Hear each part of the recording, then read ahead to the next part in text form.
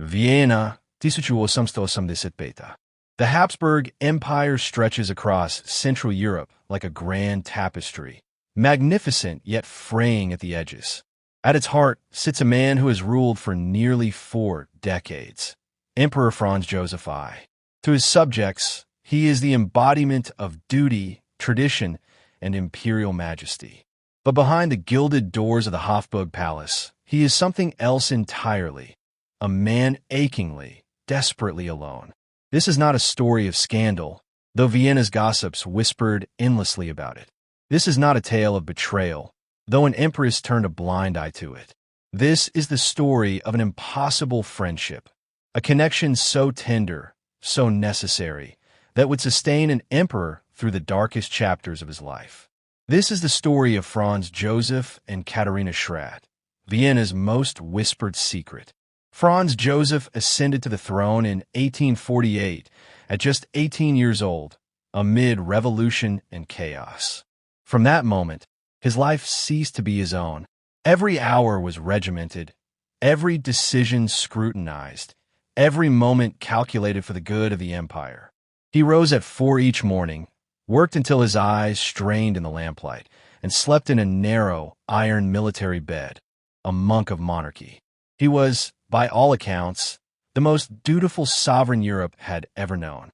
But duty, as Franz Joseph would discover, is a cold companion. His wife, Elisabeth, beloved Sisi, had once been the love of his life. Their courtship had been a fairy tale, the young emperor instantly smitten with his beautiful Bavarian cousin, defying his mother's wishes to marry her. But the fairy tale soured quickly. The rigid Habsburg court suffocated Elizabeth's free spirit. Her mother-in-law controlled everything, even stealing away her children. Trapped and miserable, Elizabeth did the only thing she could. She left. Not officially, of course, but she traveled endlessly, to Hungary, to Greece, to anywhere but Vienna. By the 1880s, the imperial marriage existed only in name. Elizabeth spent months, sometimes years away from Vienna. Franz Joseph wrote her countless love letters, tender, yearning, unanswered. He remained faithful to a ghost, devoted to a memory, alone in the palace that should have been their shared home. He was the most powerful man in Central Europe, and he had no one to talk to. Katharina Schratt was not looking for an emperor. In 1885, she was already Vienna's most celebrated actress, beautiful, vivacious, and utterly captivating on stage at the prestigious Burgtheater. Born Katharina Kiss to a middle-class family, she had worked her way up through provincial theaters, perfecting her craft. By the time she arrived in Vienna, she could command any role she desired. She was 31 years old, married to a Hungarian nobleman named Nikolaus von Kiss von Etib, and living the glamorous life of a theater star. Vienna's high society adored her.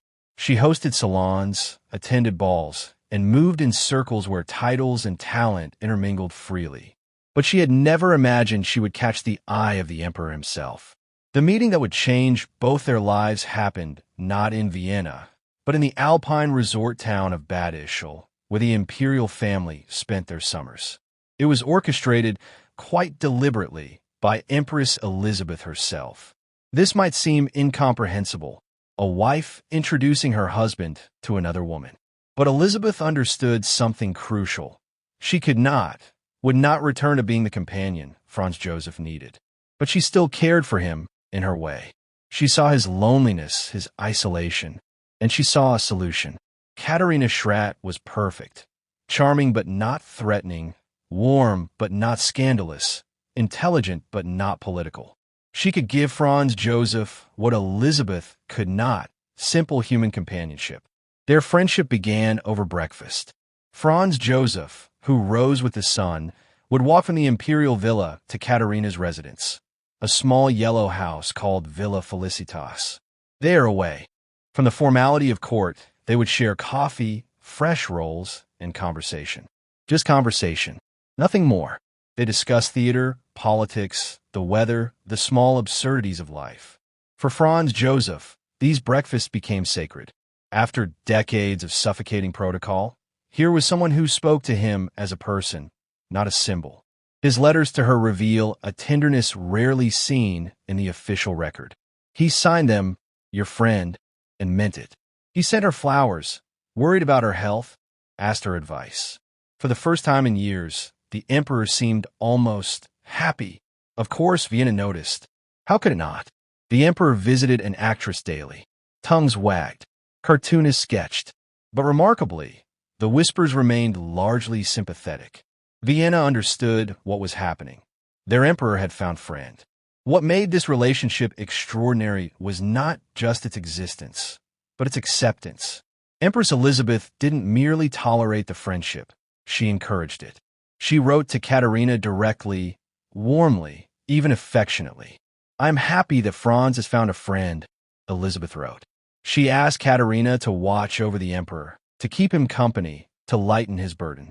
It was an arrangement that defied all conventional morality, yet it worked.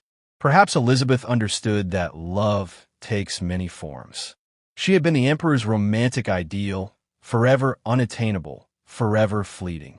Katharina offered something different: constancy, comfort, presence. Elisabeth could not give these things. Katharina could. Was a love affair? Vienna's gossips certainly thought so. But the truth appears to be more complex, and perhaps more moving. Franz Joseph and Katharina spent countless hours together over 3 decades. They exchanged over 2,000 letters. Yet by all reliable accounts, their relationship remained, in the physical sense, proper. This was not because of lack of feeling, but because of the very specific needs it fulfilled. Franz Joseph was a man trapped in amber, a living monument to a fading era. Every aspect of his life was public, scrutinized, frozen in tradition. With Katharina, he could simply be. He could complain about his ministers, worry about his family, express uncertainty about the future. She provided the emotional intimacy his marriage had lost, without the complications that a true affair would have brought. For Katharina, the relationship brought its own rewards and costs. She became one of the most powerful women in Vienna by virtue of the emperor's friendship.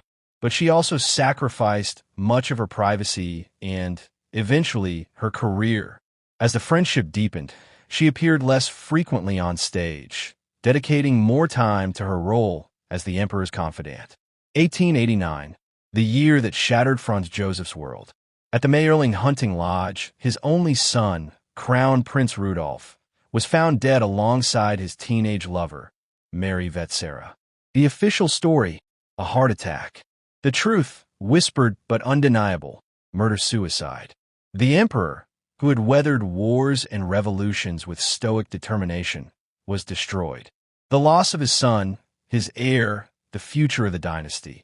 It was almost too much to bear. It was Katharina who helped him survive. She sat with him in his grief, listened to his anguish, provided the human comfort that protocol and position denied him. The empress, as always, was far away. Katharina was there.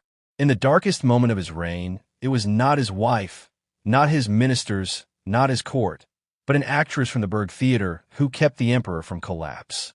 The friendship endured.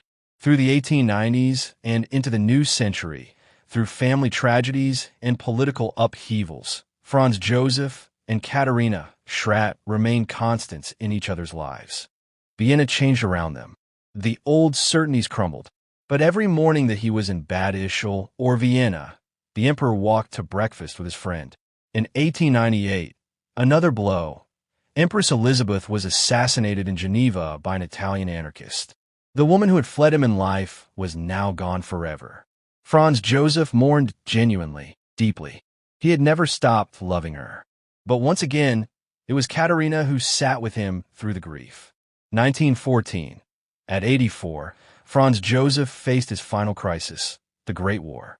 The assassination of his nephew, Archduke Franz Ferdinand, another tragedy in a life defined by tragedy, set in motion the catastrophe that would destroy his empire. The emperor worked until the very end, clinging to duty as he always had. But age was finally claiming him.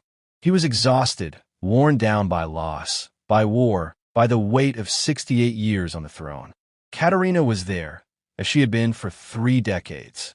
But even she could see that the end was approaching. On November 21st, 1916, Emperor Franz Joseph I died in his bed at the Hofburg Palace. He was 86 years old. He died as he had lived, at his duty. Just hours before his death, he had insisted on reviewing official documents. Katharina Schratt was not at the state funeral. Protocol forbade it. She was, after all, just a friend. But she mourned him privately, genuinely, completely. She had lost her closest companion of 30 years. She lived another 24 years, until 1940, surviving both the man she had loved and the empire he had embodied. She never spoke publicly about their relationship, protecting his memory and their privacy. What do we make of this strange, tender story? Was it love? Was it friendship? Perhaps it was both, and neither. Perhaps it was something that our neat categories cannot quite capture. In a life defined by duty, loss, and loneliness, Franz Joseph found something precious. A person who saw him not as an emperor, but as a man. Not as a symbol, but as a human being who needed simply to be heard. And in Vienna, where gossip was an art form and scandal a constant temptation, their friendship remained remarkably pure. A whispered secret that everyone knew, that everyone discussed, but that somehow retained its dignity. Emperor Franz Joseph and Katharina Schratt. Vienna's most public secret. History's most proper impropriety. A love affair, perhaps, but one of the soul rather than the flesh. And in the end, isn't that the most powerful kind of love there is?